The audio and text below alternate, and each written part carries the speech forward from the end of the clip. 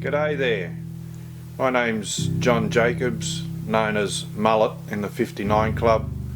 I'm here with Nick on. Anyhow, we're here today to talk about a fantastic man, the Godfather. He has been in the 59 Club for some time, well known as a all-time rocker. We met Godfather many years ago, but I remember this particular time when we had our halfway ride, and usually they're in March, an annual ride, and this time we went to Windsor in New South Wales, Sydney, and we were in a motel there.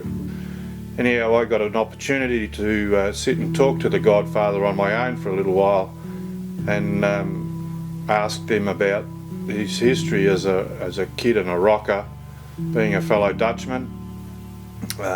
We got on quite well straight away, and then he just told us some unbelievable stories and what happened to him in his life as a rocker, and then when he moved to Australia became a 59er and joined the 59ers, and how interesting his life was. Anyhow, we later heard that he was ill, so I said to Nick, we have to get this man on video and get his life story, more or less, as a rocker and a 59er on DVD, so we can show new members or prospect members, or even all our club members, Godfather's way of a rocker and 59er. So we spoke to the family and we arranged the time, and Cheryl Shez, my wife, she organised some tickets for Nikon, Catweezle and myself, and as soon as we could we flew up to Brisbane, and then met up with the Godfather, and it was a bit touch and go there for a while whether he was able to do the interview, but he wanted it. He said that we needed to do it, and he wanted to express his thoughts and stories of the Rockers and 59 Club. So I'm sure you're going to enjoy it, so sit back, get a cup of tea or a pot of beer or a bloody coffee. Godfather, he would have had his cup of tea because he was a bit of a teetotaler. So yeah, sit back, relax and watch the video.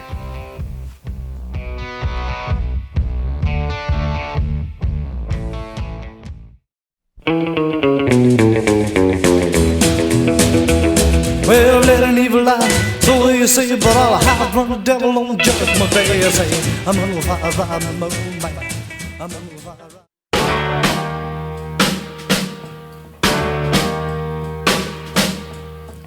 Walking through a party in the county jail. The prison band was there, they began to wail. The band was jumping and the joint began to swing. You should have heard this knocked out jailbird sing. Let it rock, everybody let it rock. Everybody in the wholesale block was dancing to the jailhouse rock. Spider Murphy played his inner saxophone. Little Joe was blowing on the slide trombone.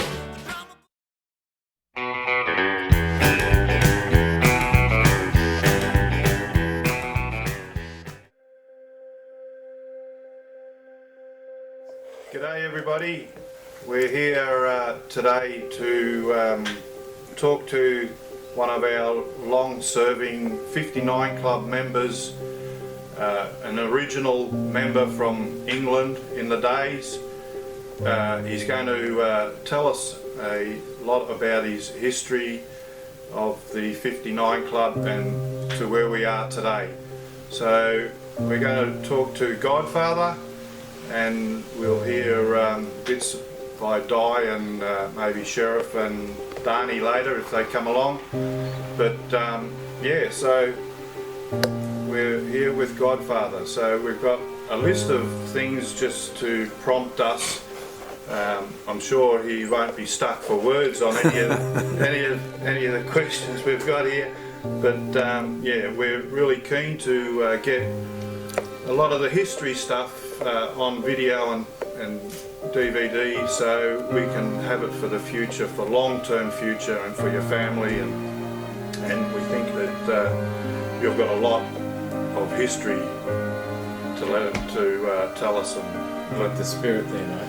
yeah, and keep the spirit and the rockers going, you know. So, Godfather, we thank you for allowing us to do this talk, and I'm sure everybody's going to be stunned and amazed with some of the history and stories you're going to tell us. So obviously, well, I know, being a clogwog myself as well, that you were born in Holland. Yep. And if you want to start from there, how long, well, you know, where were you born in Holland, and when you moved from Holland to England, how old you were, and so go for it, mate.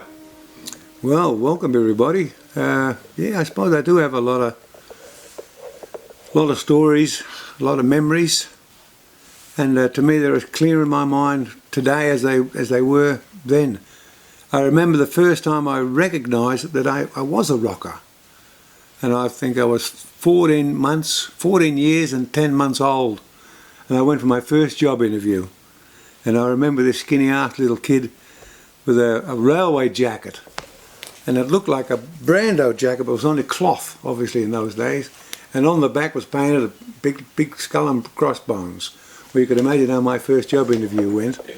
So I didn't get that. I said, "You got to get a haircut, and you got to clean yourself up a little bit." And I thought I looked the coolest thing. Now, Was this in Holland? no, here in Australia. Okay. 1963, I first recognised that's who I am, you know. But I'd never seen a Marlon Brando movie, or we've seen a lot of Elvis movies. And what were the other movies? James Bond. And they were the sort of role model movies to set us apart, I suppose. But yet, where did that rocker thing come in? You know, I don't know. And there's a few other lads in the town, in the local town, and they were sort of rockers. And we'd sort of just knock about a little bit together. But we had no idea what rocker was. We just knew that we all had that same mindset. And of course, in those days, it was only just push bikes, you know. But yeah, so it kicked off there. For me, that's my first recollection of recognising, yep, I'm a rocker. Right. So when did you move from Holland to England? Sort of what age were you there? 1957. Yeah. From Holland to England would have been 1963. 1963. So what involvement? Immigration with my father and my mother, you know, better work, you know, and all the rest of it and everything. And yeah, but it didn't last there very long. The cold weather was just as bad as Holland, you know. Okay. So but did you, in England, did you get involved in any of the 59 club? There was a sort of a club running in different towns, but the main 59 club itself was a very localised thing up in Parker Street or the Ace Cafe. And of course the bit rougher area was the Battlesea Rockers. That was up near a big power station, wasn't it? Yep, and the bridge, that famous bridge that they talk about, you know. Yeah.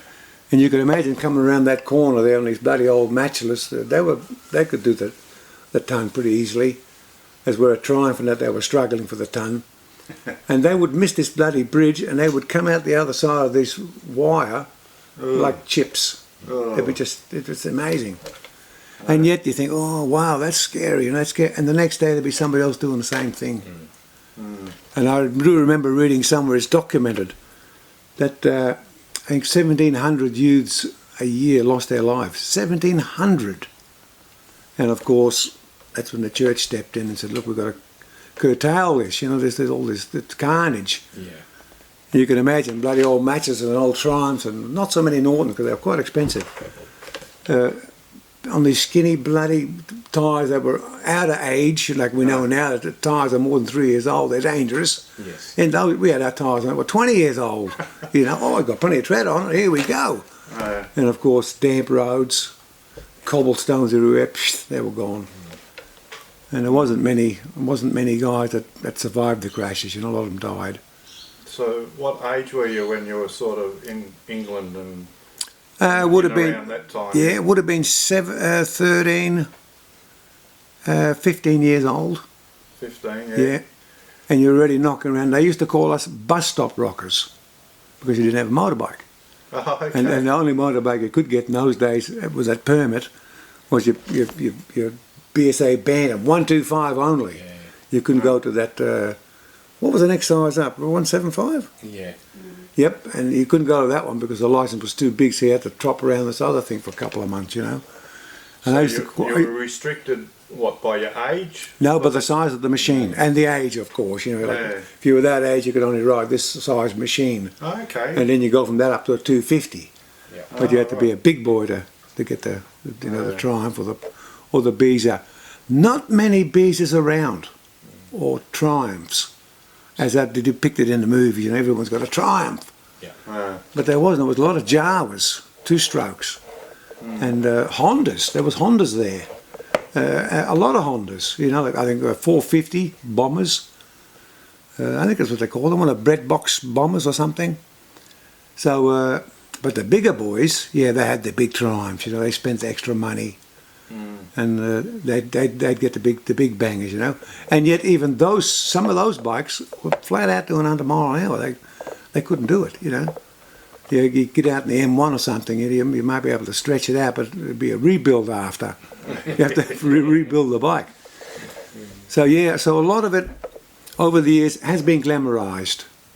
You know, not everybody turn up in a cafe with the clip-ons. Yeah. If you did, you were the talk of the night. You know, it would be hanging around your bike. Look at this thing, you know. The bloody windows that vibrate. They'd vibrate more than a Harley Davidson. And when they accelerated, they were louder. They were just banging out horsepower. But Graham Fenton, he's a musician, I think we all know him, from England. What were they called, as a band? Something Line. No, not Rock Island Line. Oh, I can't remember the name of the band. Matchbox. No. But yeah, so he rolled in, and he's a very famous artist. He sang, oh, help me out, Di. What are Graham's most famous song? You put me on a spot. I know. I should remember all this. Rockabilly Rebel. Rockabilly Rebel. So he was the one that sang that. Now his recollection, and he's on tape to be confirmed, that he rolled into the Ace Cafe on a 250, and of course showing off 250 Beezer, and arse over turkey he'd go into in the courtyard there because all slippery and too much horsepower, and that was his introduction to the Ton-Up Boys, and of course the 59 Club, but mainly they were called Ton-Up Boys, and the 59 Club started by Father Bill Shergill in '62, I think it was. And it was a youth group for clean-cut youth. And they used to have their own little emblem. And we have that emblem today somewhere. Just a circle, I think, with a little 59 thing. Yeah. It had wings on the end of it. Anyway, that was a 1959 version. And then when it came up to about 1962 with the bike section, the rockers didn't like the wings on it. So they'd cut the wings off. And that was the start and the born of our circle as we know it today. What you've got there on the other side. Yeah. That's right. That's it. And that started the motorcycle section off. Okay. And the other one, it was too moddy. Yeah. Had the bloody wings on the side, and they didn't like it all, the rockers. So they'd cut them off. But they were a little bit smaller than this as well. And of course, money was a bit tight. It wasn't that good in those days. You know, people think, oh, every time you go to a bike meeting or something, you'd buy a pin. Well, the pin was like £5. It was a lot. Yeah, it was a lot of money. It was nearly half a week's pay. the So equivalent to what they are now. Oh yeah, Well, I suppose they yeah. weren't producing millions, were they? They were only producing as... Yep, and of course they were only producing them at that gig, you know, Yeah. the Royal Earl show or whatever, or the TT, and they would supply these things. This was a fundraiser for the movement of the clubhouse itself, from Paddington to Barker Street, and of course all the money raised, and I think that was £5. But you know, if you can see the arrow there moving Yeah. from there to there. So that was a big thing, you know, like the church had to raise the money. And yeah, so that came about. So rockers in the old days, not many of them had pins on because of the expense of it all. But they did have, they were quite proud of their side patches, you know, look, I've been to the, you know, the double ride, and I've been to the, whatever other ride that one is, the rockers ride. So, you know, we were quite proud of all that, of where we'd been. And of course these were quite easy to get because in every Switzerland, you go and visit Switzerland and they'd have the Alpine, you know, Switzerland, you know, like a memorial patch, and of course, oh, I've been there, so you stick that on your jacket.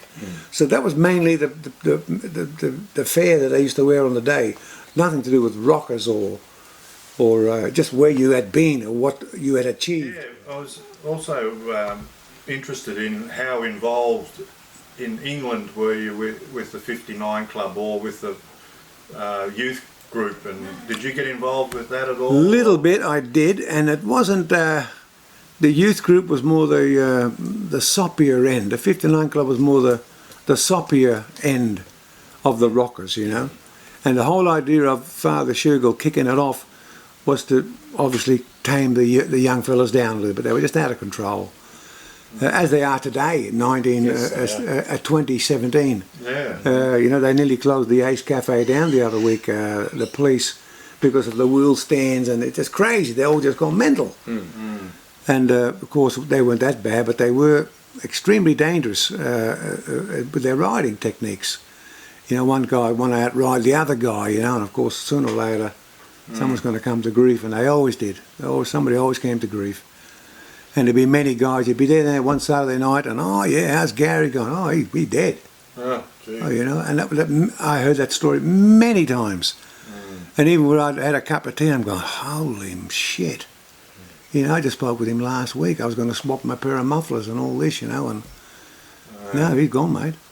And what happened now? He got caught in a rail track and a tram track, you know, and couldn't get out. And yeah, that was commonplace. There were some fabled stories about the Ton-Up Boys doing trips from right up the top of Scotland to the south. Absolutely, they call that particular run the Golden Dragon. The Golden Dragon. That's Yep, what and I if you was could, thinking of, if you could do that, you were tough. Well, Didie is. She's got a Golden Dragon. It's a lady. Really? Yep, I've got a Golden Dragon. I don't know where the hell it is, but it took a lot. It was pain. Well, it was just sheer pain. Cold and wet and.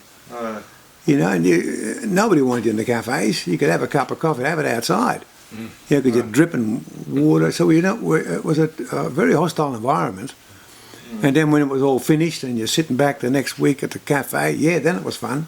Yeah. You could talk about it, you know, oh, yeah, oh, but you forgot about the blue knuckles, or you couldn't even pull your clutch in.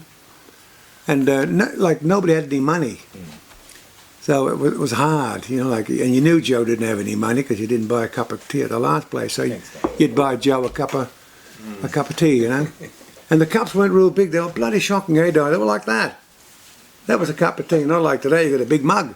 So it was two or three mouthfuls, and now we're gone. You always got this bloody saucer. So it's just like an English thing, I think, isn't it? You can't have a cup of tea without a saucer. Yeah. And you'd throw one of those saucers at a motor vehicle, you'd ride the car off. You wouldn't break the saucer, but they're strong. Yeah, so it was a hard slog. So that was the Golden Dragon.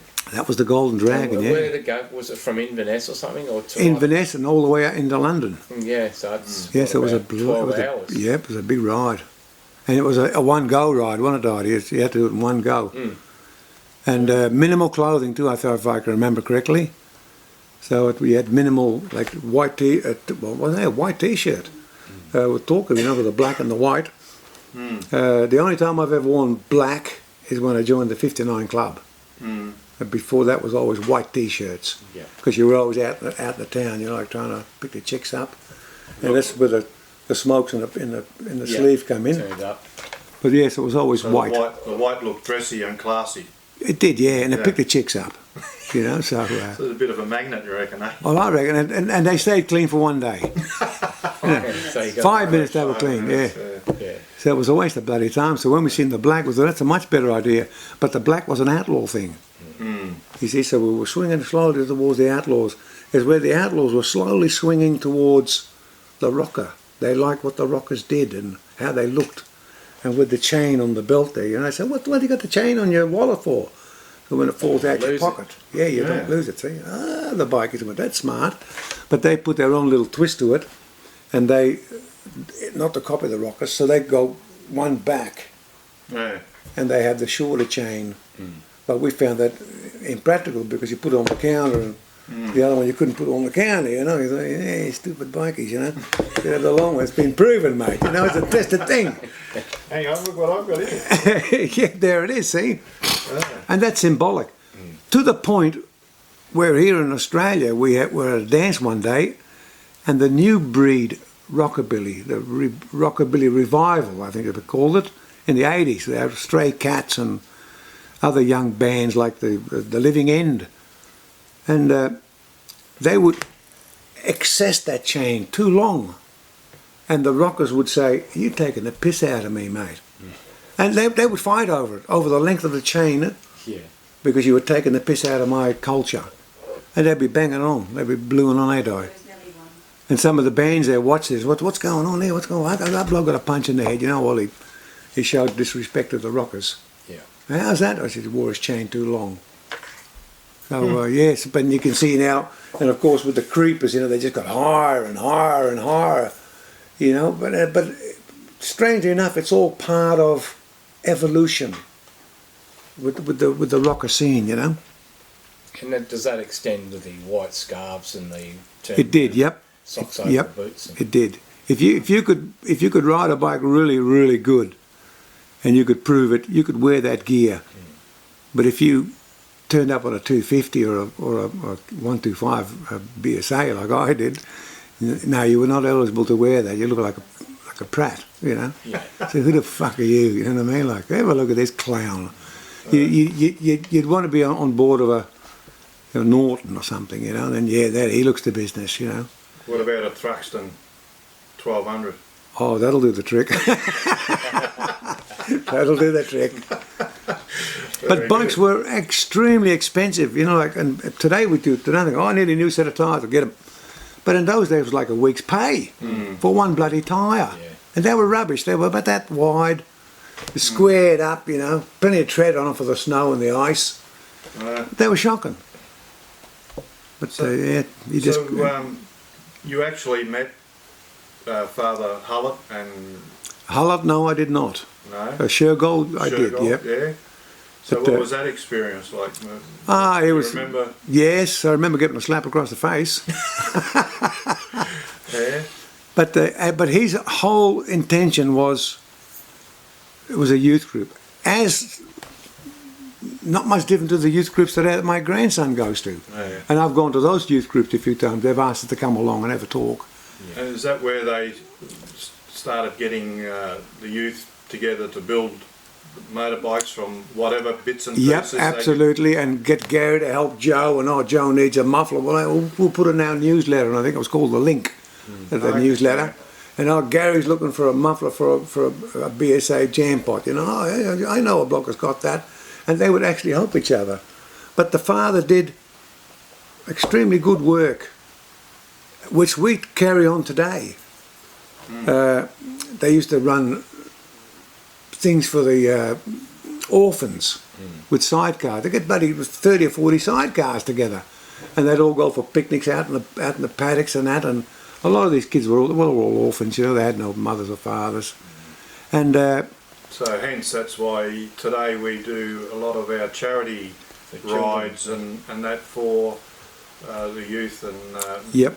mothers and stuff like that now. So Yes, and so I we're said following tradition more or less. virtually, yeah. And I said to Dottie, we were at the service station here a couple of weeks ago, me and about 10 of the lads, and we said nothing's changed. We're still at the service station with a cold wind blowing up our asses, drinking bloody coffee out of foam cups, and talking about what next charity ride we're going to do. I said, nothing's changed. No. And we've even got a full-blown reverend in our club. We call him Reverend. His name's Brian Bates. Bakes. And he does he marries the people in our club, and he hasn't buried anybody yet. No. Might be the first one. No. But and really, when you look down at the brass tacks of it, the 59 Club hasn't changed, not one iota, from what I can see. Because if they would have swung a different direction, I would have get them back here, pull them back here. That's not what we do. Traditional ways. Yep. And that's what we want to keep, isn't it? Yes, and it is, and to the point of where we're all standing down there swearing our heads off, at the service station or wherever, and a father walks past with a couple of kids. Quite an animal. Yep, and he might say, fellas, cut the language down, we go, oh yeah, sorry mate. And instead of saying, hey, piss off mate, do you know who we are? Respect. We don't do that. We say, yeah, sorry mate. We go to McDonald's, and I'm all geared up, and the woman says, can I help you? I said, yes you can, thank you madam. He just said, thank you very much madam. But that's how I'm respectful to even a 16-year-old kid. Yeah. And I think that's something that's missing. Yeah. And I think the other clubs just agree. fall to the wayside without that respect. No, I think we follow that very well. Yeah. And I think so too, yeah. And I look back and I think to myself, wow, this is a club I want to be part of. So what sort of bike did you start off with, and how old were you when you first got your first motorcycle? First motorcycle, 1965. Oh, 65. No, 65. What am I talking about? 64 would have been, yeah. First to get your licence. Yeah. BSA band of 125. A rigid or a swing arm? Swing arm. Because they did both, didn't they? They did, the yeah. 125. Shockers are upside down. Yeah. Anyway, we'll soup this thing up a little bit. What do we do? Let's cut the muffler off it. So we cut the Bang, muffler. bang, bang. Yeah, and it wouldn't bloody run because it needs that back pressure. Yeah. So we had to go to our local radiator guy, and he brazed it all back up again. We had this big braze mark, and of course that bike was shared by another 10 rockers. Well, let's have a go at it. Oh, okay, so you actually had a communal bike that you. You had the communal bike. You had to pitch in for petrol. There was only one seat on it, and one seat and a rack. Yeah. And of course you made it just jump on that bloody bouncy old rack, and then away you'd go from there. But then I think Jawa, they were quite cheap, and you had guys on James Captains. Yeah. Even Francis Barnett's, and of course you get a few other guys pull up on 350. So they weren't very big. They were not. Size motorcycles. No, they were not. They were not at all. And to get a girl on the back of a bike in those days, I'll tell you what, mate, you were doing okay. What shit do we want to get on the back of one of those nut jobs? And you'd pull up. Where are we going? Well, we're not going anywhere. Well, what's at the end of the trip? Well, there's nothing. Did you go, talking about any of your trip and that, did you go looking for the mods at all? No. Was that big time? No, it was in your not day? at all. I think if anything, we shunted them. Because they were just drama, and have a look at them. You know what I mean? Like, I didn't want to knock around Dressed that up lot. in suits and fancy pants. And as soon as they was always, they had us outnumbered 30-1 every time. Wouldn't have mattered if you brought 20 guys with you, there'd be 60 of them. So you think, you're best to avoid this bit of shit. And they would look for trouble. But they had their own cafes. Okay. And they were like speakeasies, I think they called them, didn't they? Coffee shops. So do you like the idea of our reproduction of the mods versus rockers that, I hate them. that we do in Brighton? Yeah, Melbourne now? beat them up. Yeah, well, they don't turn up, mate. No, of course not. Why would they? I think we've done the mods and rockers 9 years now, and at the beginning we used to have a good turn up, Hundreds. and we'd have the tug of war instead of the big punch up, and we've won that every year. So this year, I think half a dozen of them turned up. So it's a bit of a sad State. case, And they're riding on our shirt tails, really. And what are they riding on? I never see them anywhere. They just dress up people, I think. Yeah. There's no compassion there or nothing there at all, really. So, But no, I hated them then and I hate them now. yeah. And I don't know why the hate is there, but it's there. Well, they trap like gypsies in the seaside towns in England. Yeah. You know, the shop shut up. Yep, and they made it bad. We had nowhere to go then. You know, didn't we? We're lucky to have the service station down here. It's the only guy that left. The police hunt us away from everywhere else. Really.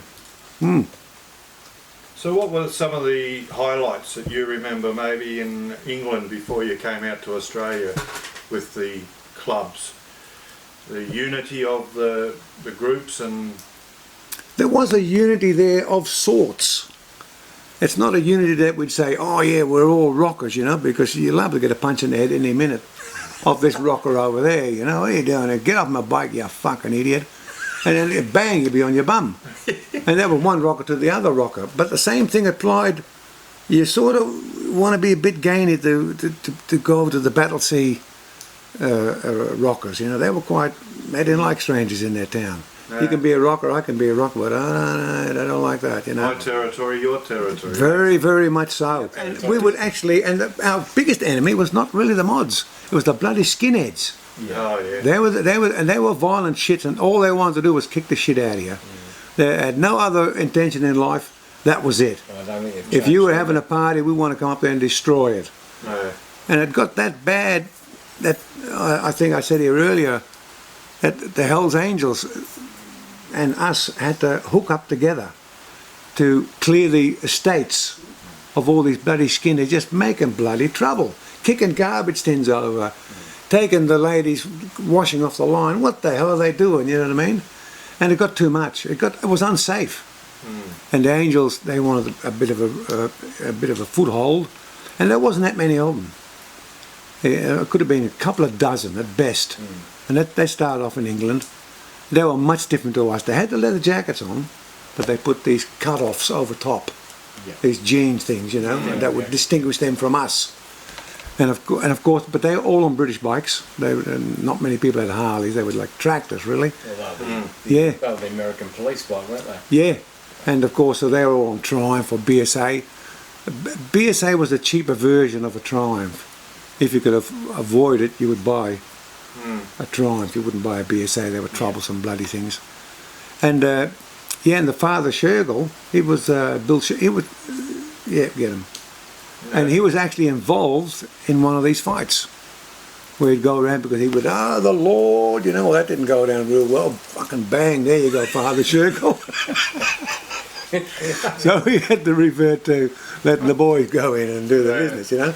But he was a hands-on, he was a hands-on man. Yeah. And you can see that there was a little bit of rockerism there, to the point, and I'd like to get this magazine out and get time to find that photograph of the very first president of the Hells Angels, and there was some type of unity there, but it was too different ideology.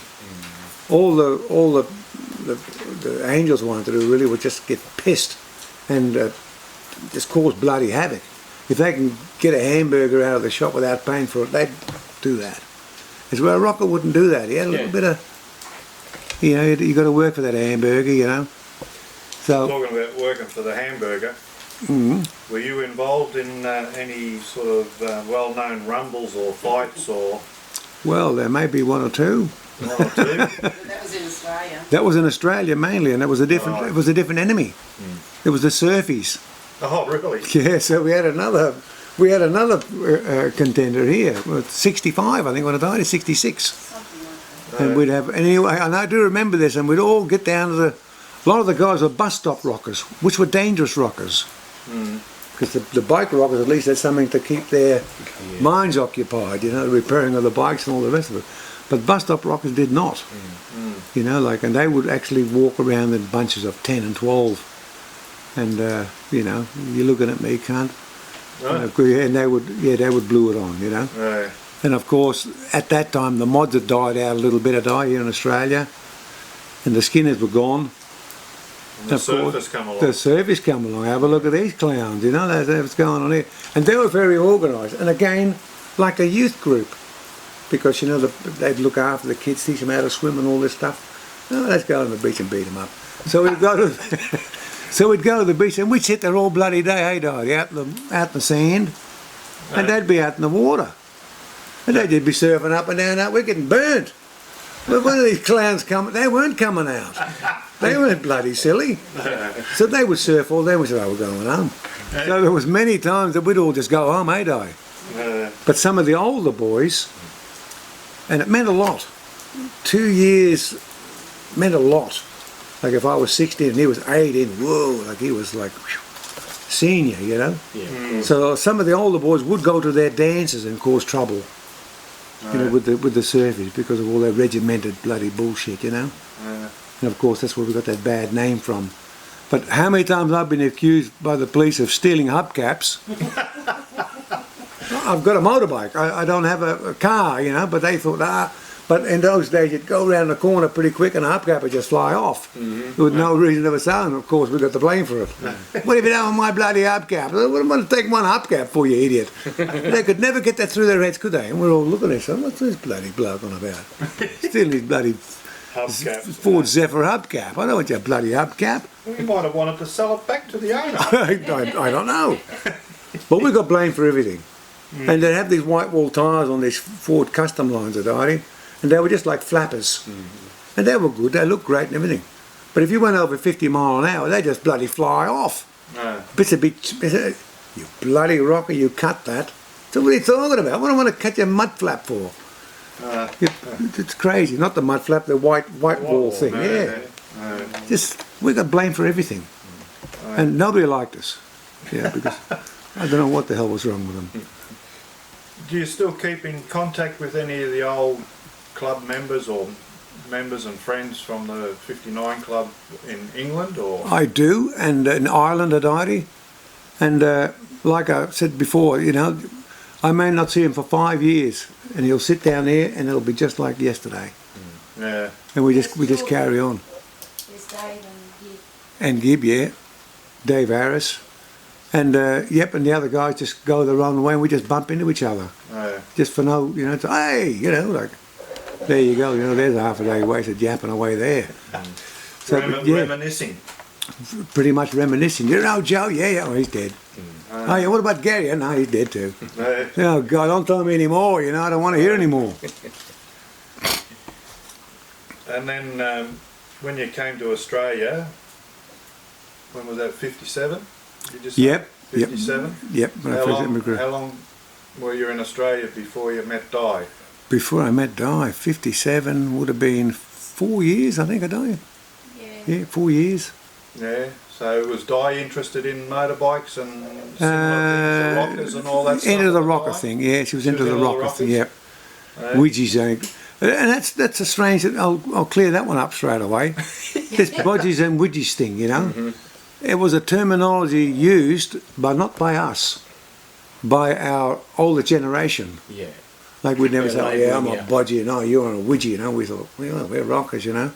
So they didn't even have any idea what our culture was about, and that rocker, that bodgy and widgie technology just got pushed aside. Nobody used it.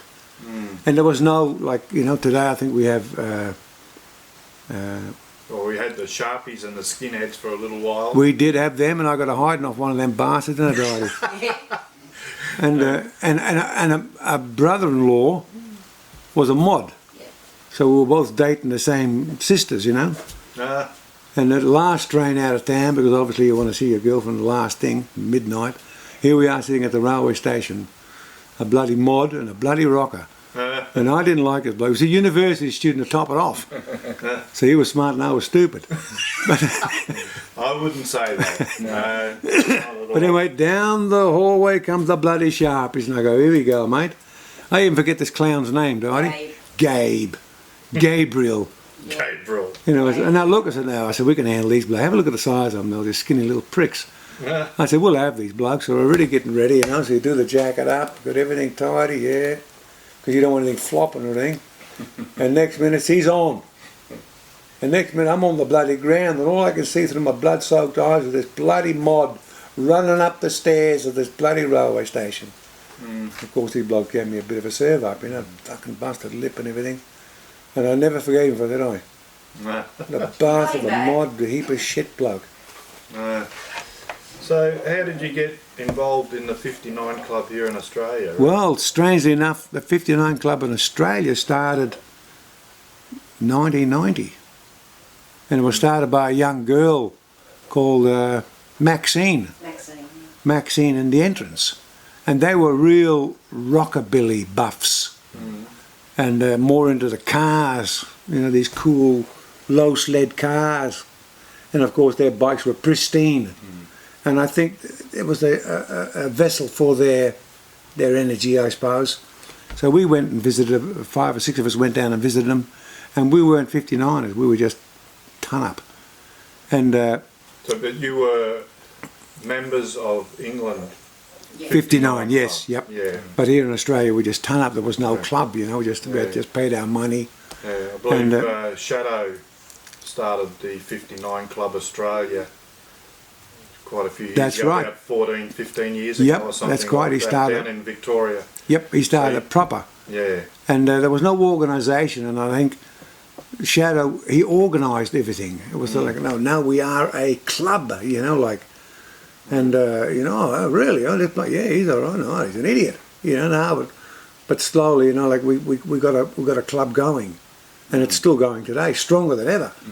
But Maxine started it at first, and it just collapsed, you know, it just died a natural death after 5 years. There wasn't much happening, was there? And then another chap took over by the name of Dave Harris, and he was an old pommy rocker. And he was the one that was in the car when Eddie Cochran was killed. Wow. And what's the other guy? Gene Vincent. And there was another guy in the car too. Yeah, the other guy in the car was, oh dear, I forget now. Behind the green door, Shakin' Stevens. Stevens, yeah. He was in the car as well, with this Dave. Anyway, Eddie Cochran was killed because the car went backwards into a wall and it smashed his head against the back of the windshield and smashed it out. And the other 2 boys were badly hurt. And Dave Harris, he was in the front seat.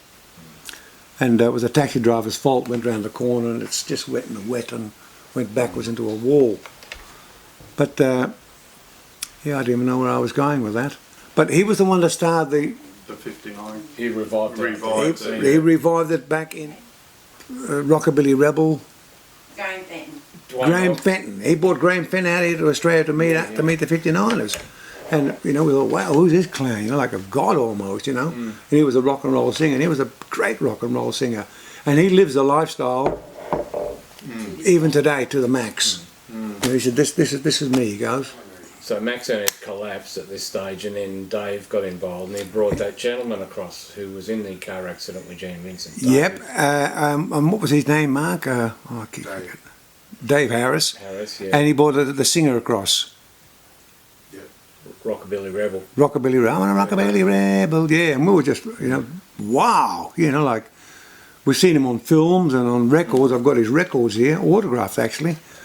And we thought, wow, you know, this David Harris is the real deal. But again, he was a bit too staunch, you know, he just, British bikes only. We only wear British stuff, you know. Well, rockers don't wear that rock. And he was just too hard, wasn't he?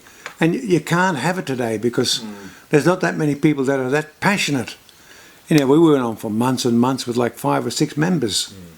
And it just didn't go anywhere, you know. And then they'd, oh, you're going for a ride this week, oh, my bike's broken down. But they're all old bloody British bikes. They were no good when they were new, you know, let alone now. So it just died a natural death. Anyway, lo and behold, Darnie joined Melbourne. My daughter joined first. She said, oh, I'll join the Melbourne mob. I said, what Melbourne mob? What are you talking about? Anyway, that's when, what do you call it, kicked off in 19... Shadow kicked off, yeah. Shadow and then Butch. Butch, that's right, yeah, Shadow and Butch. Neighbour and Taffy. Joined Anyway, so me and Daddy are walking down the car show here one day, a bike show, one at Laverda. And a guy walked up and he used 59ers. I said, well, yeah, we look like we are, mate. Yeah, why, what's it to you, you know? He said, we're starting the 59 Club up again. I said, oh, I heard this before. Anyway, I sort of let it go. And I said, Darnie, who are you riding with? She goes, oh, just, you know, anybody. But I'm with the 59 Club, Melbourne. I said, oh, well, we'll join that. So through Shadow, he said, "Oh no, I got a chapter running in Sunshine Coast, here at Caboolture." I thought, "Oh, we'll join that lot." So we joined that lot, and yeah, and there would have been a dozen rockers. The next minute there was like 170 of them, Mark. But they weren't rockers. They were just guys looking for a ride on Sunday. And we stayed there with them for how many years? 3, 4 years. Yep, and I was they made me vice president. I think it's the photograph gone now. But they made me vice president, and I was just bumping heads with this. And he was a rocker, wasn't he, Mark, the president? Healer, they called him. And but he just led the club. All he wanted was just numbers. Yeah. And I said, "We don't want numbers, you know, like we turned into a bloody Ulysses club. Everyone's turning up in pink camo bloody jeans, you know, what's all this about, you know?" I think that's what started happening in Victoria for a little while too. Yeah. But I think they've culled that a little bit now. Yeah, and I said to him, "Look," I said, "at least at one of the meetings, I said, at least what we should do is at least wear leather jackets." "Oh, you can't tell us what to do. We're a club with no rules." I said, "Yeah, but we've got, you know, ancestry to think about." Yeah. And that was the biggest fight we ever had, and that was the start of the end. I rang up Shadow. I said, "I'm not putting up with this. You know, I'm just riding with a bunch of fools. Our history's not coming out, you know." And yeah, and Shadow put the clamper on everything, you know. But it was a sad ending, really, because he was a nice bloke, but he was just pig-headed. And all he had to do was just say, "Look, you know, the numbers are not there." You know. So what happened with him? Did he leave the club or? Well, he shut the club down very quickly and destroyed all the good work that we'd put in, really, as far as charity raising goes. And we had discounts at tyre services and that, Mark, and they'd give us free T-shirts. And we'd get special invitations to car shows. Here's a spot for the 59 Club. That was all gone. So And, when did you start up the Queensland chapter again? as soon as he quit, As soon as he quit? Shadow put me in charge. Okay. And then that was all right for a bit there. Shadow was a bit nervous because I'd never met him before. And then the rumours started to fly from their camp, and then enough to bring a committee here, you know, that was serious enough on it. But it all got sorted out and we're all... Well, yeah, absolutely. He could have cried, he reckons. He said, "Oh, what could when I heard them bikes roll around the corner." He goes, "That was it for me." He goes, "Wow." Full on, and he was very proud, wasn't he? Proud president. No, it's good to see that. Yep, so when we just kept working and building up on that to where we are today, you know.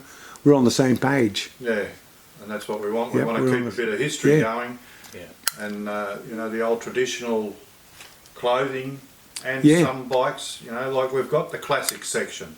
Yeah. Where you can have everything old traditional ways. Or Yeah. we grow with the times, you know, where we have newer bikes but still, like you say, have the leather jacket, have the pins and the patches and, you know, your own original back patch or paint job or whatever you want Yeah. on the back, you know, which keeps us... Your own individuality, and that was there then, available to us then. Not everybody had, you know, rockers written on the back. There's some guys that have Tiger 10 or something, Mark? And they'd nickname themselves Tiger 10. Yeah. And you would know the bloke's name. What's it? Oh, Tiger, you know, that matchless guy. You know, and that's how they used to get around. Well, I remember more club names or nicknames more so than the people's proper names, you know. Yeah, yeah. It's a good way to remember people, and, you know, it's a good link, you know, with the club and all that, is the nicknames and all that. So I think it is. We went and visited one of our members in hospital the other day. Had a little bit of a bad turn. He's come good. And we went to the hospital. "Who are you looking for?" "Pablo." So Daddy, "What's his name?" She goes, "I don't know his bloody name." She goes, "He rides a motorbike." She goes, "Well, not in here, I hope." She went. And bloke said, "Hang on, I'll find it." When did he come in? You know, and he'd gone through the books. And Ward 7 he'd go. And yeah, there was Pablo. So there you go, Daddy, there's Pablo. I found him, yeah. And you? So just by his nickname, we hunted him down in the hospital. What So- were we saying? Another good one for you would be, have you ever done the ton-up? Yes, I'm sure you have. absolutely. At Silly every question, wasn't it? at every given opportunity. Every given And opportunity. if it doesn't do the ton, it needs a tune up. Yeah. Yeah, there's something about doing a ton. So what bikes have you done that on? Oh dear, the first one, strangely enough, would have to be Suzuki Katana. Yeah, what size? CC was that? 650, I think, wasn't it? Mum's Katana. Yeah. And I had a British bike there for a while, as a Triumph, but it wouldn't do a bloody ton, eh? So you do 95 mile an hour, but it sounded just wow, you know. It sounded like more than a ton. Oh, he was doing 200 mile an hour. And everything would vibrate. It started up and the windows would just, oh yeah. But the Suzuki, yeah, not the same sort of thing, is it? Had 4 cylinders and everything, but so I'd say that'd be the first one I've ever done a ton up, and that was in 1980. So I had to wait quite a while to get the bike to be able to do it. Yeah, to get the bike to be able to do that. Yeah. Oh well. We've all done it, I suppose, haven't we? Yeah, now I do it at every given opportunity. Straight up. I think we got the bigger bikes to be able to do it a lot easier. It's the app, and they've got a lot of room now, see? In the old days, you had that old Jonesy's crossroad. Oh, what's that one? The cattle come out of it, you know?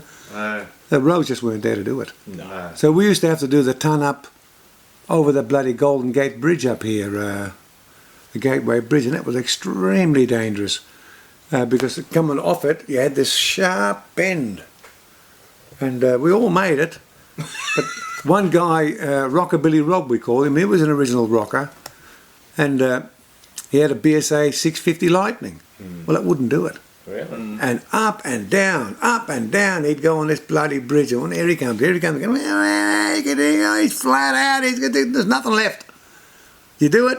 Oh, 91. Oh, gee. But anyway, he did it that many times, we just give it to him. Said, mate, if the bike was capable, we could see you're going to do it. You weren't scared of it. No, I'm not scared of it.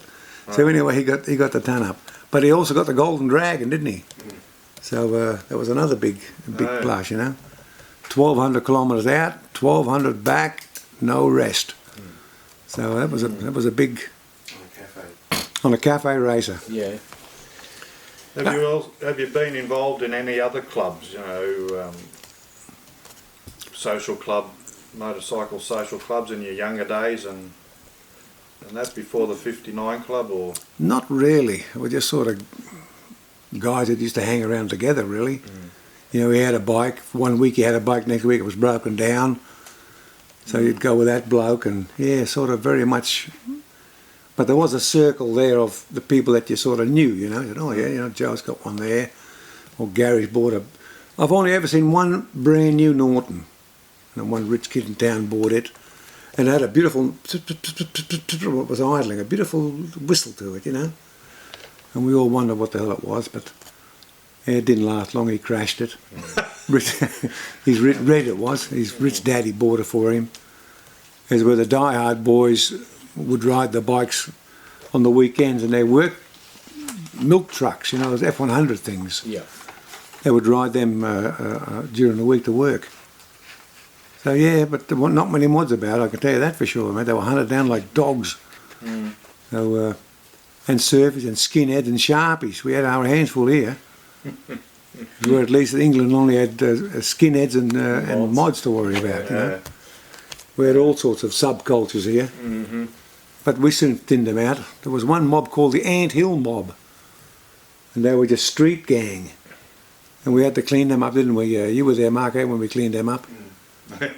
And yeah, they were quite boisterous. Ant Hill Mob. The Ant Hill Mob, yep. And every railway station, if you went by train, which a lot of us did, you know, to go to work or whatever, and they'd be hunting for you up and down the trains, skinheads mainly. And I would actually have to ride at the back of the train, outside the carriage, with the change, you know. And they couldn't look in there because there was like a guards section in there. And if you did, they'd kill you. Hey, yeah, that so, bad. Oh yeah, yep.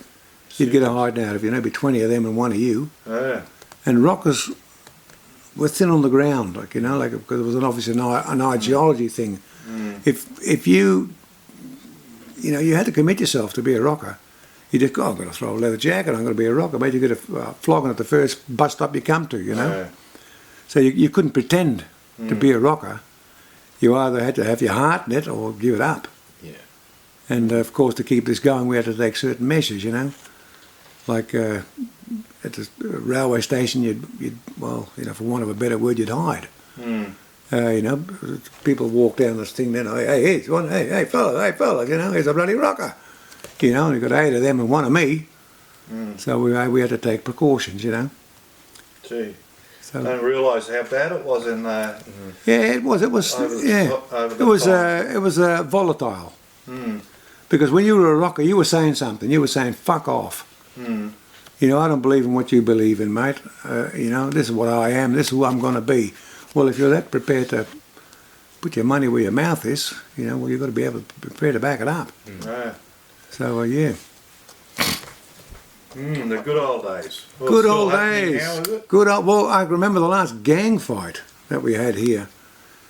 And I was 16, I think, at the time. Oh, 17. I was 17 at the time. Dottie was 16. And we went down to town, as we normally do, and we had an old, oh God, must be 1954 Chevy. It sat about 19 people. Half of them could stand up. You could play cards in it. You know, one of those big hump things? And we go to our local 10-pin bowling. Let's go out for the weekend. You know, there's nobody about. What's going on? Anyway, we go up the bowling alley. Where is everybody? I don't know. They all go, you know, the local people.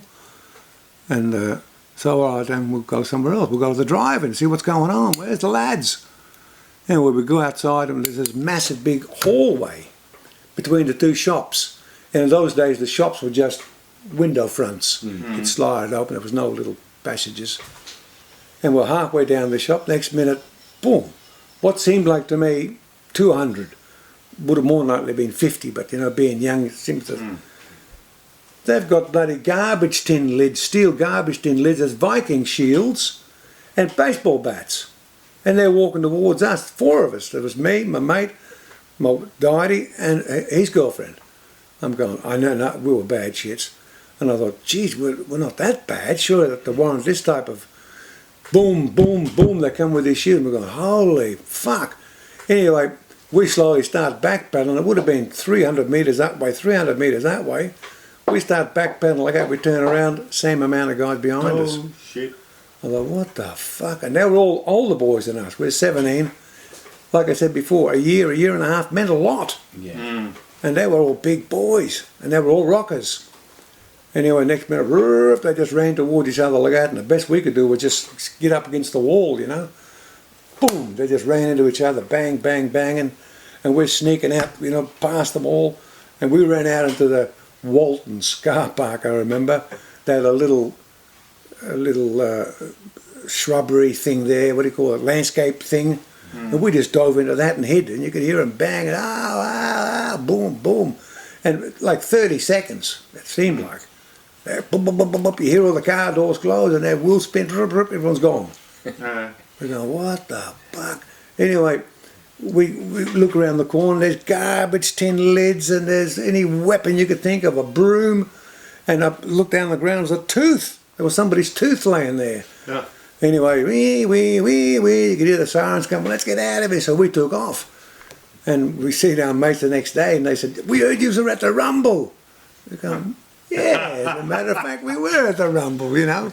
So we sort of grew up. Hiding under a bush. Yeah, hiding under a bushel. So, yeah, we sort of became really the local town heroes. But there was a big thing, and I always remember this. If you were a young rocker, an older rocker would never ever pick on you. You know, Respect for the older. Must be, yeah. And the older ones would always go, what are you looking at? You know, and that was about the end of your chastisation. You know, because they knew that you were upcoming and the same, yeah. And I always remember, I thought, wow, that's... And I'm having a bottle of Coke there in the shop one day, and a smart-ass rocker, and it was a glass thing, and pop, he hit that thing and chipped my fucking tooth. I went, oh, fucking hell, you know. And an older rocker seen this, and he got up and he flogged this bloke. And I didn't even know this guy, you know, my tooth was aching like hell, you know, because that raw nerve sticking out. Bang, bang, he entered this, what do you call it there, you know. Anyway, they said, get him in the car to the dentist. Anyway, they put me in the car. I know I'd been at that cafe maybe 2 or 3 times. So it was, because I was young and he was old. But I remember walking in a cafe there, and it's the coolest thing I ever seen, eh? and he had a widgie with him, and widgies always dye their hair blonde, like the surfies. And you think, well, we're black, you know, we're not, but no, the girls wanted to be blonde, peroxide, you know. So anyway, I put this record on the jukebox, you know. I ran all the way home just to say I'm sorry. And oh, that's a good play it again. Okay, and I ran all the way. Oh, anyway, after about the fourth play, this bloody Sheila rocker pulled the fucking plug on the jukebox. I thought, you fucking bitch. I put that bloody plug back in there again, you know, and ran all the way. You know, she pulled the plug and fucking slapped me straight across the face. I thought, fuck you. Anyway, and me being young and her being like 19, I thought, you fucking bag. Anyway, he wouldn't dare say anything. Boyfriend was blood, you know. Anyway, he walked out and I thought, you kind of a thing. Anyway, as he's walking away, he went, with 20 cents, and it was 4 plays of this, of the record. And I caught that too, Bob, you know. And I thought, wow, that was cool. Yep. At least your woman was a mole, but at least you're all right. And that's just the way it was. Yeah. So, what was the most trouble that you got into with your parents? I think this bodgy being a thing. bikie and Yeah, this bodgy they thing. didn't like it? No, because it was going nowhere. Okay. It was going nowhere. I'd go from one job to another in a week, you know. Oh. And I just wasn't interested. I didn't want to listen to. Parents. Yeah, and what's important is not important to me. You know, and I could not for the hell of me. I even sat down, and I couldn't for the hell of me see what they were on about. You know, like why would I want to do that? You know, like I didn't want to do that. I just want to be left alone. Like most kids today still. Exactly the same, yeah. They just want to, just leave me alone. Yeah. I'll grow up myself. Yeah. No, what you should be doing is this. What you should be doing. I was just putting so much pressure, and I think the rockerism was a withdrawal. I think to get away from mum, just shut up. You know, that's what I am. And there was 2 other brothers in my family. We've got 8 boys altogether, and they were rockers also, but later generation rockers. You know, after me. Before me, and they were the same. They just wanted to be left alone. Like, why society wants to mould me into something I don't want to be. So I finally ended up on earth moving equipment, operating, which again was like a solo job. You were just by yourself, you know. Yeah. Dig a hole there, mate, and I can do that. And I lasted quite a while at that because of the autonomy, probably. Yeah, well, what do you call it? The solidarity of it all. Yes, Yeah. Yeah, so a rocker is a very solitary animal. And he's not an animal that gathers in packs very well. He needs a good excuse to gather in a pack. And then if he does, then it's dangerous, you know, it's bang bang time for you. But it takes a lot to motivate him, like the Margate or the... Margate was the most famous one. See, a lot of people say Brighton. But I think the words just seem to come off his lips a bit quicker than Margate, you know. There's a rumble at Margate tonight. It didn't sound very well. Brighton. Let's make it Brighton, you know. White Cliffs of Dover. Yeah. We'll make it there. And there was a few skirmishes there, obviously, but Margate was the big one. That was the big skirmish there, you know. And the rockers came out in full force then, and that was the end of the mods. That was it. From then on, that was war. So, the mods just died. We don't actually go looking for them, you know. Well, it's proven over the years just here too. They're dying out a bit. Yeah, their heart's not in it. No. Yeah, they've got no interest in history or... No. Or There's a what... few diehards, but they're far and few between now. Unfortunately for them. But, And I can pick a rocker by just going into the shopping centre. You see some old bloke, he's got the hair happening and he's got the boots happening, and I spot straight away. And I even know a few of the chaps in outlaw organisations that I said, mate, you're more rocker than what you are outlaw. He said, yeah, I know, he goes. He said, that's where we all come from. But they just wanted something a little bit extra. You know, the discipline, I suppose. I don't know whether that's the thing they were looking for or not, or the brotherhood. Yeah, the But, brotherhood, probably. Yeah, and they're very strong on it, but all of them have got this rocker background, you know, like feeding in. And just over the years, with everything happening, they've seemed to have forgotten that. They seem to have forgotten where their roots really lie, and that really lies with the rockers. Yeah. You know, there was no bike gang, there was no angels or rebels, there was nobody. There were just rockers. Mm. So, And we're still all, close, tight knit too when it comes to functions or bloody supporting each other and highly respect on both sides. Yeah. The respect that I receive is, it's overwhelming. I don't think I deserve it. You do. You definitely do. You do, mate. I can feel like from the other major clubs, you know, they're just like us, Yeah. virtually, but they just have a different. They're like different bands than us, you know, things like that. Yeah. Yeah, but you talk the truth. Well, I There's hope a lot to, of hidden yeah, agendas in other circles. yeah. Our agendas are pretty clear, aren't they? They're black and white, and people say, "Oh, there are no rules." And well, there are none. It's respect. Yeah. You know, you respect Joe. I don't. You know, oh, Joe bought a Jawa. You know, you think, well, yeah, but I still respect the guy. You know, Still got 2 wheels. oh, yeah, I got many wheels. Yeah, And then the leather jacket, you know, so that's what combines us all, you know. Yep, leather jacket, and if you've got the money, well, you can get fancy boots, I Beautiful suppose. shoes. Yeah, you get the Oh, pointy, yeah. the pointy winkle pickers, which are my trademark. Yeah, I wear them everywhere. that's good. Yeah, so they were a pretty popular boot in the day, the winkle pickers. They were very popular, mainly if you were going out. Oh, yeah. Not so much on the motorcycle, you know, because they get wet on the leather, and in England that it rots, so everything just rots. And strangely enough, you know, that I would say the most popular boot would have been the gum boot. Yeah? Yep, and For riding? For riding, yep, in the winter time in London, Okay. and they would turn the bike boot the top of it down. Yeah. So you get that white thing happening, Oh, okay. and the socket sit over that quite easily. Yeah. And the sailor socks, that's what they were, real thick things, you know, to suck up all the moisture. And a lot of guys, would wear those. In the magazine, there's many photographs of them wearing these gum boots. And leather was all right, but of course you get it wet, it weighs like a ton. So a lot of them went for PVC, and exactly the same cut. Yeah. But it was just PVC, and it was bloody waterproof, so they were twice the jacket.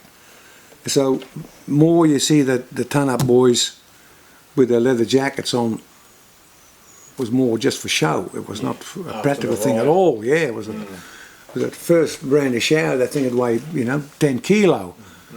So they were not a desirable thing to wear at all. Summertime, yes, they have the leathers on, you know. So that brought in the white socks over the boots, and what about the white scarf? White scarf was a symbolic thing, and that comes from the Air Force. And because the fighter pilots used to wear these scarves, very much decorated by the Japanese Zero pilots. Exactly. Yeah. Would have that on, see. And of course, you had those goggles on, mate. You were like a Japanese fighter pilot, you know. Ah. And that's where all that came from, see. So it showed that you were a bit scary on it. Yeah. And so but everything that a biker wore had to be practical. I'm not wearing that shit when I'm wearing that shit for, you know. I've been to Ireland, I've been to bloody Switzerland, I've been to, Germany. They were quite symbolic. Oh wow, you went all the way to, what on? I'll BSA. I'll be buggered. You're lucky to get back home again. So it was a badge of achievement. And when you couldn't just buy that badge, I'll just go down the street and get one. No, you got to go to bloody Switzerland to get it. Yeah. So there was only one way to get it. So it was genuine. So so if they seen you with a lot of patches on you, this guy's been a biker a long time. Yeah.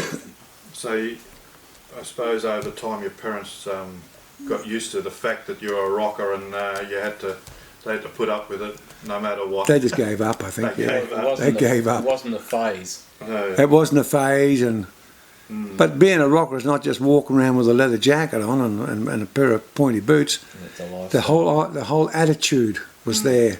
What interests you, it don't interest me.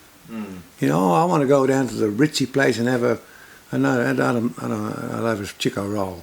Yes. You know what I mean? So yeah, everything was just, what do you want? What do you want in life, Marty? I don't want anything. Oh, well, you must want something. You know, he said, yeah, I want to be left alone. You know, that's good enough. Yeah. My music. Bike. And let me chase a chick. Oh, there goes one now, you know. Yeah. God, look, you're talking to make me miss that, you clown. What's the matter with you? So, yeah, women, I think, and just speed and freedom. Just freedom. I'm sick of this conversation. Yeah. My bike's going and I'm gone. See you later. Yep, next conversation. Johnson's Cafe, or go to the Busy Bee, you know. So there was always someone to talk to. You know, you wouldn't be there for 5 minutes without making a mate. So, what about the law? Are we allowed to mention the law? We're allowed to mention the law. You get on well with them? Well, now as president, I do. Yeah. Because I've got a liaise with them. You know? Yep, and we sort of have to get permission to put car shows on, you know, for traffic control and all this. And once they found out what we were all about, they were all for us. You know, where's the money going? We're giving it to the kids. Oh, how much? Well, all of it. And it got to the point, I think, where we even had a few bands. I hope the other guys don't hear about this, but there'd be Hell's Angels walking about the place, and the police were the band. They were, oh yeah, we'd love to play for you for nothing, you know, to donate to the kids. And I said, well, that's great.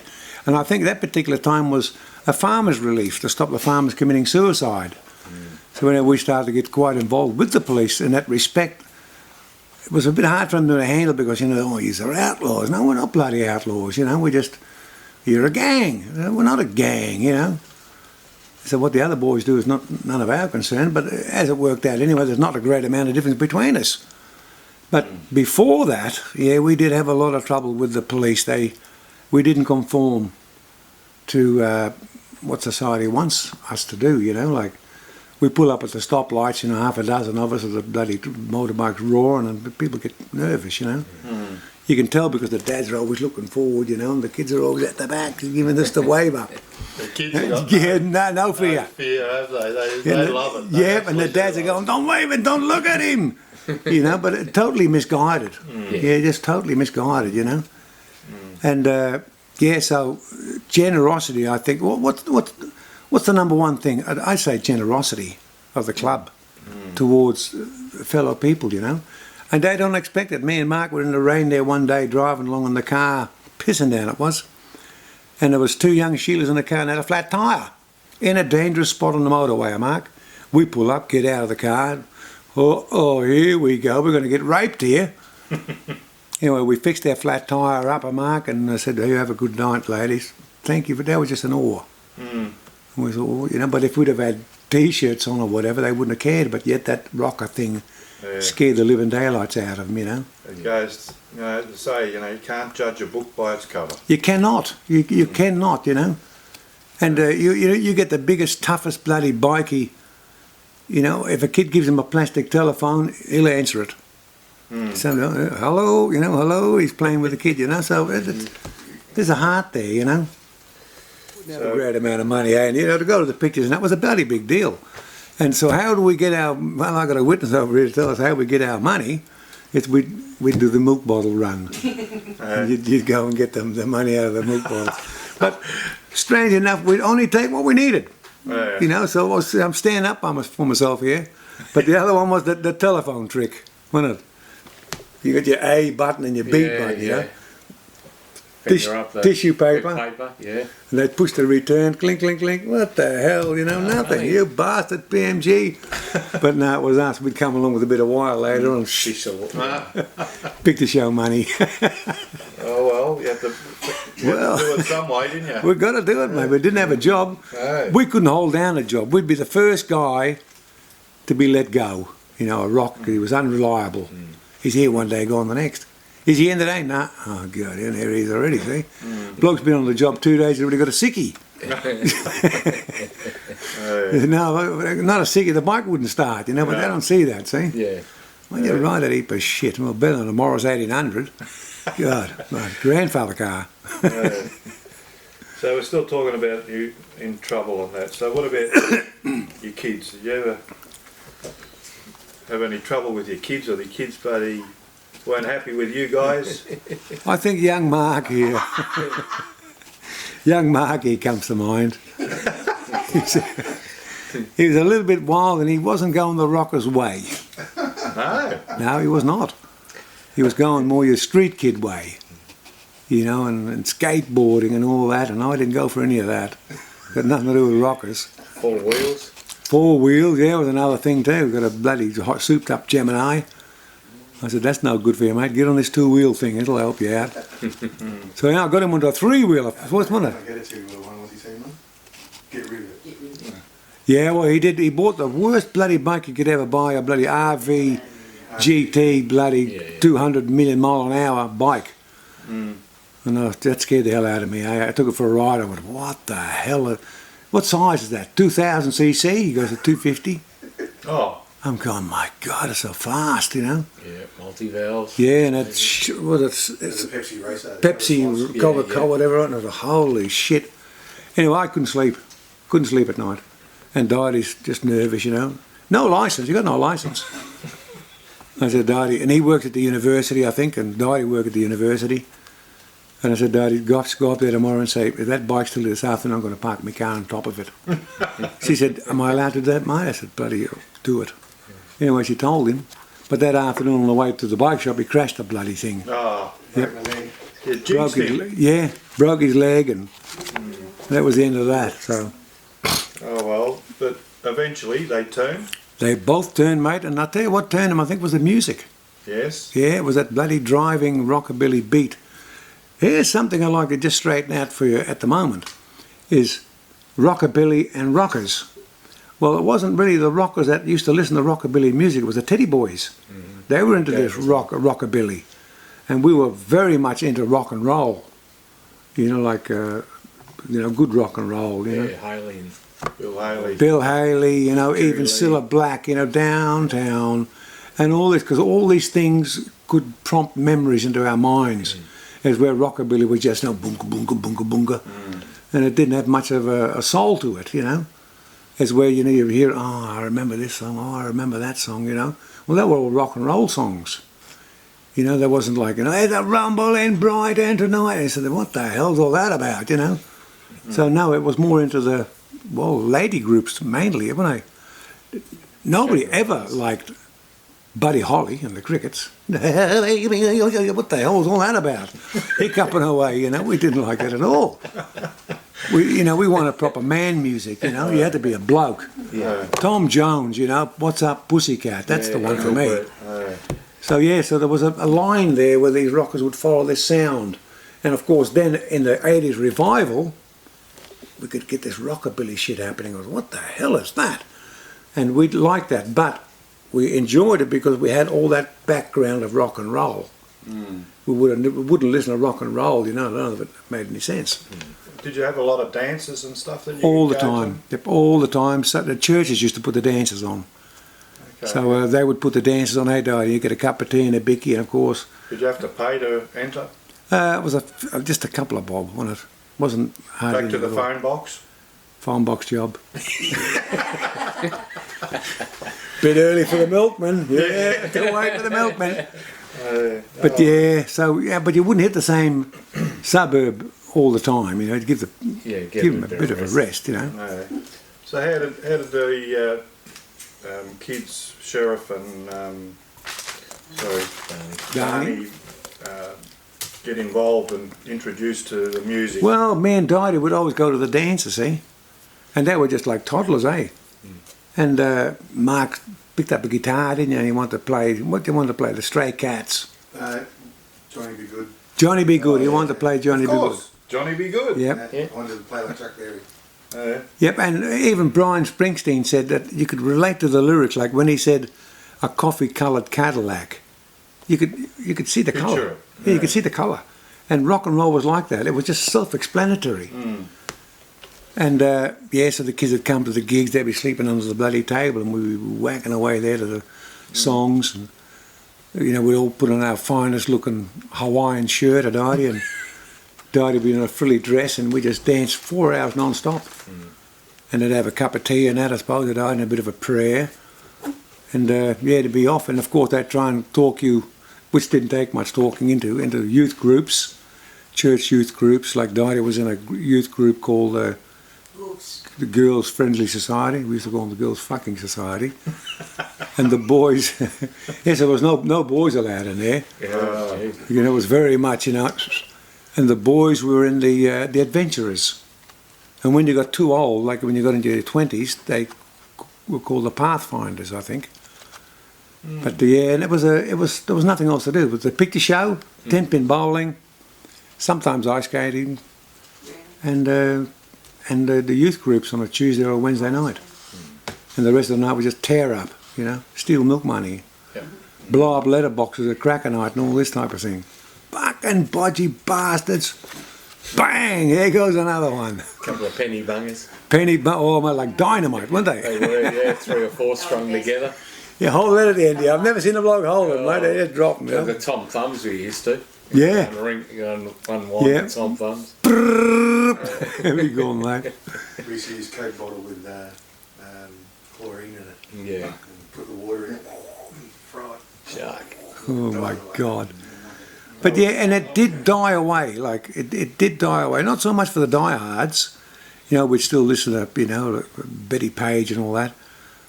But it did die away, and I do think that the Stray Cats, that band, and Robert Gordon, they brought it back. They brought it back to life again, where the young ones, because all the other ones are all old, and the young ones could see, oh, that great driving sound of that rockabilly music, you know. And of course the dresses went with it straight away. Yeah, the polka dots and the Yep, the frillies. polka dots, and the cars come with it, and then the bikes come back with it. And bang, it was just all alive again. Where it is today, today I think it was bigger than what it's ever been. Yeah, clickety clack of the double bass. Yep. Nothing else. It's just there's a festival on every weekend there, Mark, isn't there? And people get into it. Like they don't just, you know, turn up like we used to do, you know, look for trouble. Run, coppers! Well, we're all gone. Place is empty, you know, what's happened here? Like today it's all fun, there's no fighting, is there? The only fighting done now is still by the old rockers, really, eh? By the grumpy old Godfather. So when did Sheriff and Barney really get involved in the music and that, you know?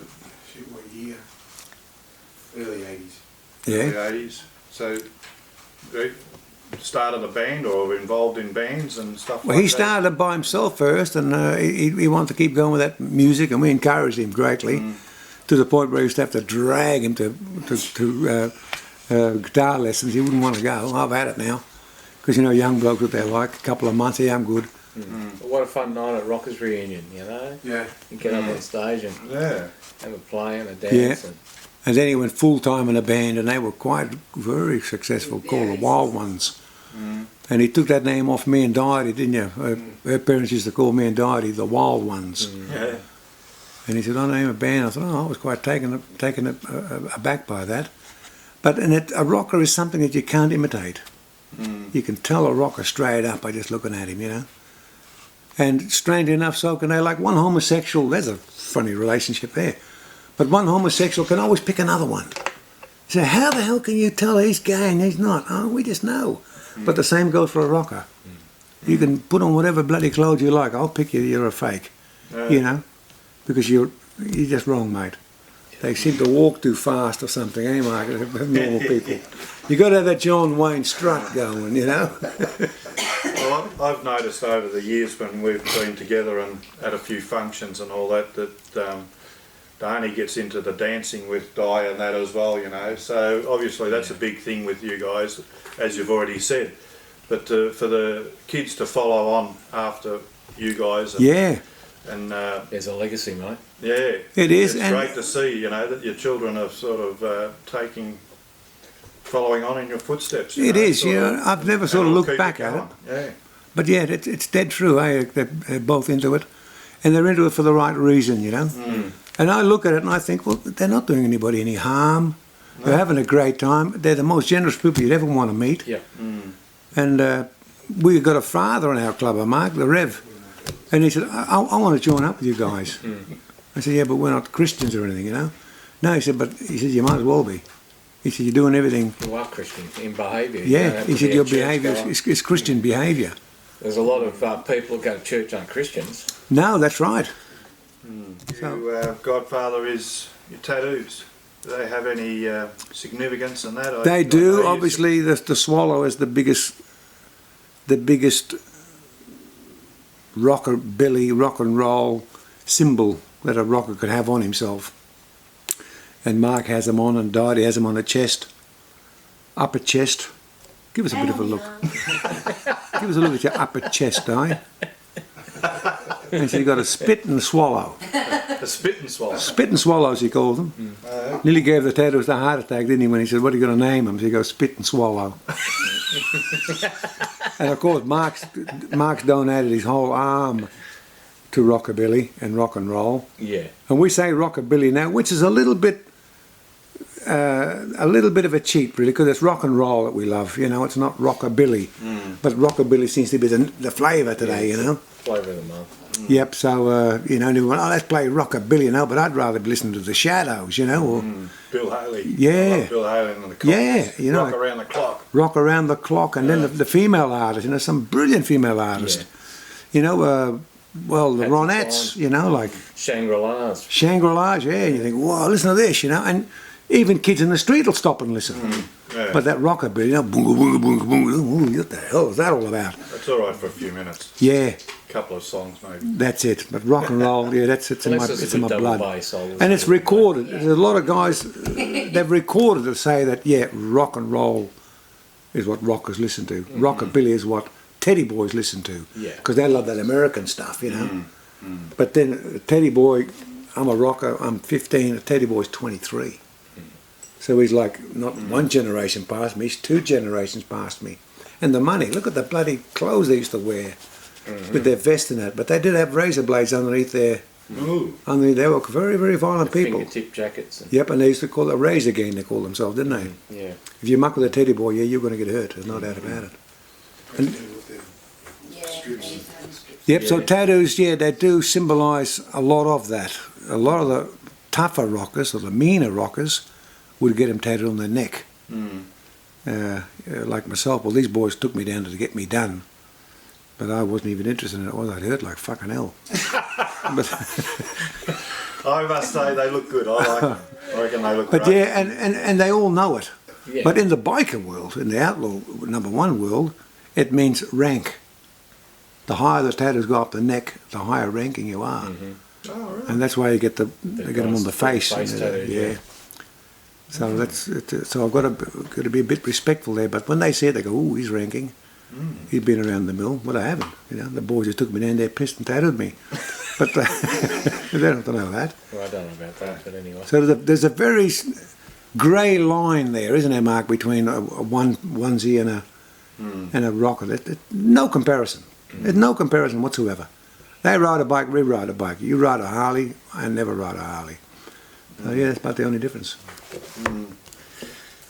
So, I suppose to sum it up in a way is what do you like most about the 59 Club? Or the Rockers? Or rockers. Look, our ideology is shared. And I don't have to tell you, you know, oh, look, this is what I love, you know. Or, you know, I love that, I love that. You already know that because I'm a rocker. You say, if he's a rocker, he'll like what I like. And it's true, I do. And we were sitting at a table one day at a rock and roll gig of Mark, and we had one kid with us, and he wanted to learn this, Marcus. Anyway, he said, hey, we'll pick the rockers out, you know. Anyway, he was quite a good artist, wasn't he? And he got a neck in there, and he just drew a cool-looking guy on a bike, you know, just with a pen. There you go, look at that. Pass it around the table. And they're all looking at, whoa, look at that, you know. Next guy, oh yeah. Well, he was not a rocker, he wasn't even interested in that shit, you know what I mean? And out of the 5 or 6 people that he showed, 2 showed no interest whatsoever. So he said, well, there you are, they're not rockers, they're not even interested in that shit, you know. Well, we were, look at those boots, whoa, yeah, you know, like how often do you see guys say, yeah, I love them boots? You'd never. Only a rocker would, you know, because he likes them. So, what part do I like about it the best? It's just a strange thing. It's something that's not there. It's an ideology. You know, it's what I believe in. it's family. Like, I would have never met you guys. Wouldn't have known you from a bar or shop. Hadn't it been for that bloody circle on your chest. And I know the only way to get that circle is to go through the procedure. So I already know, yep, no, he's right. He's right to go. He's got a 59 shirt on, eh? And I would say, you want to take me down to Brisbane, mate? Off in the car, let's go. I wouldn't know you from a bar of soap. I was saying a perfect example of what you're talking about with the 59 club comradeship and family and all that. As you know, we had the Mods and Rockers on the other weekend, a couple of weekends ago, and Mullet put up a post, you know, has anyone got a bed for us? You know, we're coming down. Yep. Maybe 3-4 of us coming down, blah, blah, blah, and if anyone's got a bike. So I waited a week to see if there was any response on that, and I spoke to Cheryl Shez, and she said, yeah, go on, we'll get them over, you know, whatever. So we had 4 guests staying at our house. We had Mullet got on me chook chaser and rode that for the Mods and Rockers ride. And, you know, and Cheryl said to me later, Shez said to me later, she said, it's amazing, you know, we haven't met these people previously. Oh, we met Mullet, of course, and Candy, but the other 2 that came along as well, we hadn't met them, and yet it was like family. Yeah. And when they left, it was just like having your own family in the house, and it was. It's bizarre, really, and something's hard to get your head around, you know. Exactly, you know. It's like, you know, you've got strangers in your house, but they're just like your family, like you trust them. We've had them here 10 minutes and they're in the fridge. Yeah. Making sandwiches, but yet to me it feels normal. Yeah, exactly. Go for it. What else is left there to eat, you know? Yep. And that's So like us today, you know, we've come along here today doing the video and that, and you've bought us drinks and food and all that, you know. And, you know, It's just part of it, and it's part of it, and it's natural, and There's nothing soppy about it. It's no, real. and it's genuine. It's a genuine, you know. Yeah. And for me, Shadow put something on Facebook here the other day. He said, you've done a great job, Marty, training your boys and everything. And I thought, yeah, I have done, you know. I'm really proud of what I've done and what I've left behind. I haven't stepped not 1 inch either way, even from, you know, the threats of the other clubs. And they've respected that. I thought, no, this bloke's, he's staunch. That's what he is, and that's what he's going to stay. He's not going to change. And, yeah, I'm just proud of what I've left behind. And I do believe at the club under Shorey and now under young Mark, it's just going to go like wildfire. You know, these boys, they've got the right minds. And I reckon the club is in awesome hands at the moment. You know, because we are a little bit elitist, because we don't just let any Tom, Dick and Harry in, you know. And I think that's what keeps the club strong. Yeah. I think keep the dickheads out. Yes. Yep, keep the dickheads out, and this is what we're all about, mate. We don't want people ringing up, oh, what are we doing this weekend, you know? Well, why don't you put something on? Yeah. See, we come to your gig, you know, and we don't see some of the boys for 5 months. Where you been? Busy? Oh, that's good enough. You know, back to normal again. Everyone has dramas, you know. Yeah. Life goes on, you know. It does, yeah, and you've got to try and fit this rocker life in with the... No, we can't be living on our mums and dads' bloody wallet. Mum can have $20, you know. Marty, you're 30 years old. Get a job. Yeah, no one lie to me. Well, I think you've answered my final question was what do you think the future of the 59 Club holds and will become, you know? Look, it couldn't be in better hands. It could not be in better hands. And I'm just looking at you guys there. Like, we're from totally different backgrounds, but yet we're still brothers. Now, how the hell does that work out, you know? And where else do you get that? Nowhere. You don't get it in the army, you don't get it in the navy, you know? Once you leave the navy, you're gone, mate, see you later, but not a rocker. No. He's out, he's by himself, but he's still a bloody rocker. Yep. You can never take it out of him. That's a good thing. Good It is, feeling, yeah. Good atmosphere. Yeah. And good like myself, support. I'll be a rocker till I go to the grave, you know? And strange enough, I've heard somebody else say that, like one of the high-ranking Hell's Angels, you know, was highly respected by me. And he said the same thing. He said, I'll throw myself under a bus, he said, before I take his vest off. And he did. You know, he passed away with his vest on, you know. So are the people committed that? Yes, they are. There's people out there that are that committed to what they believe in. And I'm not going to staunch from that. I'm not harming anybody. And I feel the same.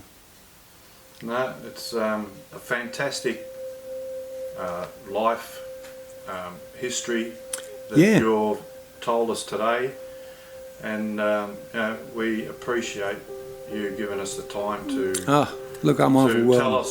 tell us, you know, what used to go on and I all think the the sentiment's more from us than from you. We're just glad that we got to see you this morning. We didn't think it was going to happen. Well, I'll tell you what, it was a bit of touch and go here. Yeah, I was we very, understand that. very ill. Di, Nikon, Catweezle. Thanks, mate. Thank you very much, boys. Been awesome. Godfather, we love you, mate. We Thank do. you very much, mate. Thank you for making Thank our you, brother. 59 Club history more knowledgeable. People can now sort of look back at this DVD and be a bit more wiser, informed And respectful of what and we're about. respectful. And And at this point, I'd just love to say too that what an awesome job Shadow's done. yeah, You bet. It's a massive job, you know, like the phone calls and the worry. And I Flat. yep, and I go on bike rides and they'd say, why is the president riding up at the back? Why isn't he up at the front looking after his boys, you know? Well, I am. I'm up the back making sure I get all my children Yeah. safely home, you know. I worry sick over them. And you do, because they're your kids, you know, they're actually funny you say that. That's why I've got the position as tail gunner. oh yeah, And that's how I feel. I like to see everybody in front of me Yep. arriving and getting there. exactly. If something's Safe. going on, I want to see what's going on. Yeah, exactly. And if someone breaks down on a bike or whatever, you pull over, help them sort Yep. it out Yeah. and get it You organised. don't That's ride a sign past of a them. leader there, mate, straight up, see? It's a sign of a leader there. Well, I went out, I won't say the name of the club, but I went out with some people one time. It was only a short 2-hour journey, and I broke down and this guy just rode straight past me. I knew what it was just a $4 condenser. Yeah. So, and I always carry a spare set of points, a condenser, put a new condenser in it, got the shovel going, I got off to our destination, and he turned around and said to me, he said, what happened here? I said, well, I fucking broke down, didn't I? I said, but nobody stopped. Yeah, see, that's whether your brother or not, isn't it? Yeah. If we have one guy break down on our ride, well, that's the end of our ride.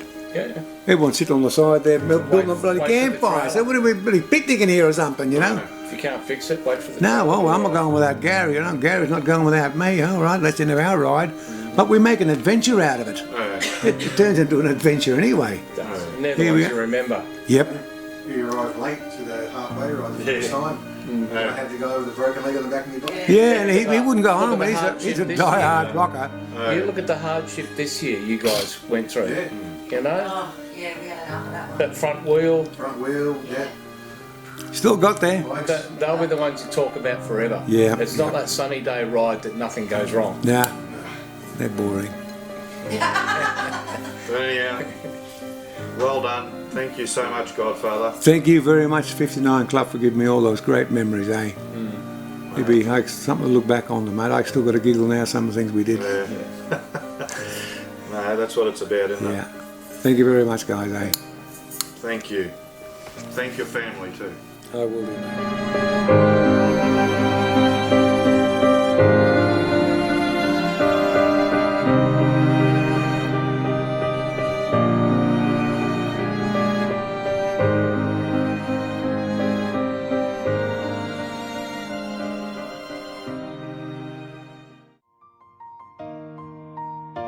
It's been a long day without you. We hope you enjoyed the DVD of The Godfather as a rocker and 59er. You could tell by the DVD the way he was loyal to the 59 Club and well respected by all.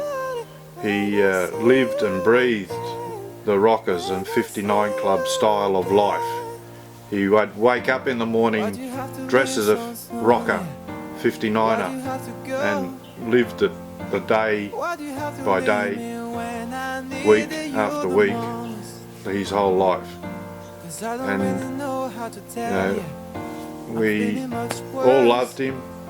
If you knew him, you could not stop talking to him. He was a fantastic man.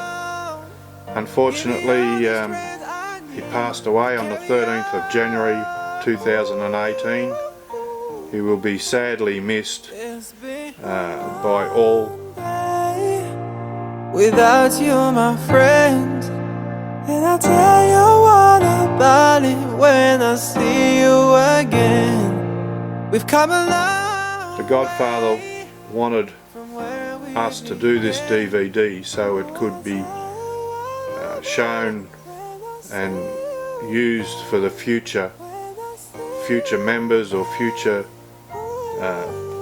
prospects for the 59 Club, to give them a bit of insight on how he was raised and lived as a rocker in 59er. So please take something out of this DVD. There was so much information there that I'm sure we will all use it, respect it and love it.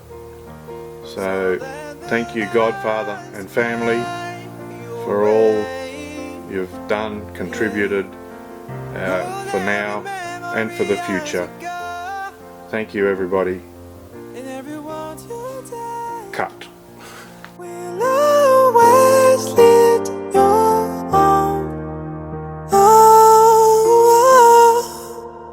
it's been a long day without you, my friend, and I'll tell you all about it when I see you again. We've come a long way from where we